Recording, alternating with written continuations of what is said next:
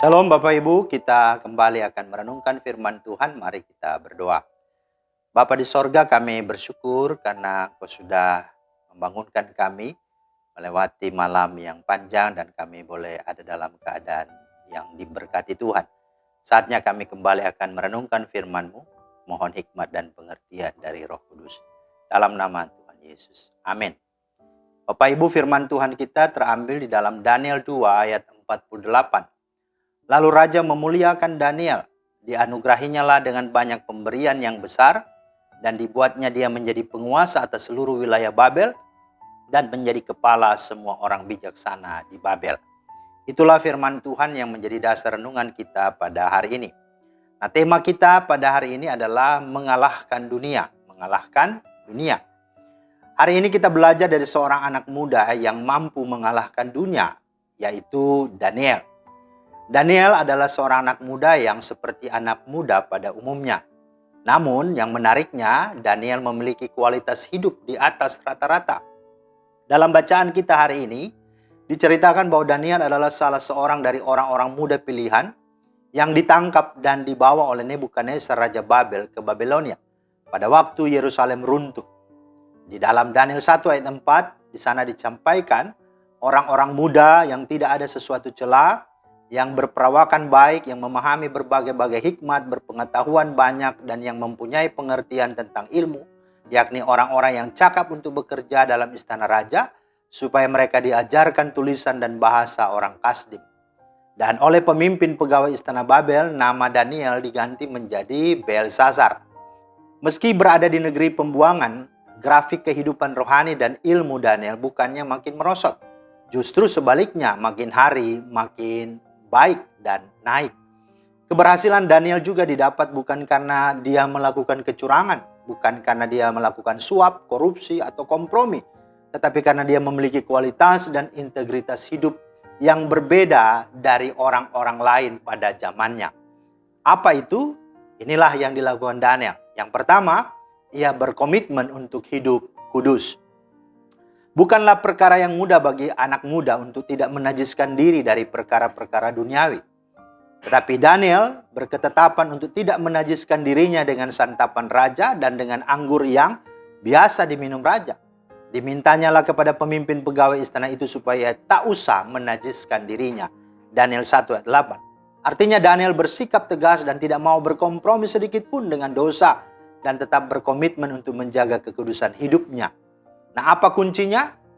Ya, dikatakan dengan apa seorang muda mempertahankan kelakuannya bersih, dengan menjaganya sesuai dengan firman Kristus atau firman Allah. Rahasia hidup Daniel kedua adalah memiliki pergaulan yang baik. Ia tidak sembarangan bergaul dan sangat selektif memilih teman, sebab ia sadar bahwa pergaulan yang buruk merusakkan kebiasaan yang baik. Karena itu berhati-hatilah dalam bergaul, dengan siapa kita bergaul dan siapa teman-teman di sekitar kita.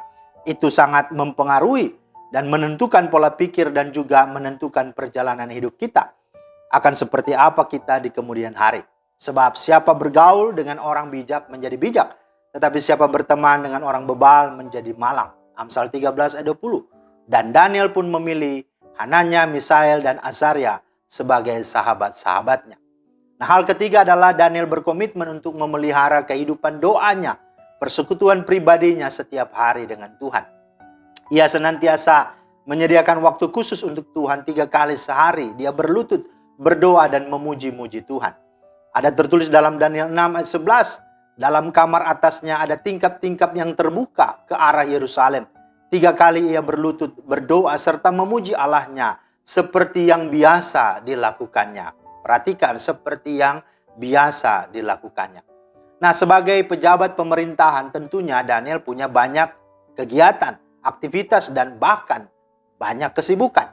Tetapi sekalipun demikian, ia tidak pernah lalai dan tidak pernah abai menyediakan waktu untuk bersaat teduh, bersekutu, berdoa, dan memuji Tuhan. Di dalam segala keadaan Daniel tetap tekun berdoa dan memuji Tuhan. Hal ini menunjukkan bahwa ia senantiasa mengandalkan Tuhan dan melibatkan Tuhan dalam segala aspek kehidupannya. Dan firman Tuhan katakan, tidakkah Allah akan membenarkan orang-orang pilihannya yang siang malam berseru kepadanya Dan adakah ia mengulur-ulur waktu sebelum menolong mereka? Lukas 18 ayat 7. Itulah sebabnya apa saja yang dikerjakan Daniel dibuat Tuhan berhasil dan beruntung. Karena tangan Tuhan senantiasa setia terangkat memberkatinya.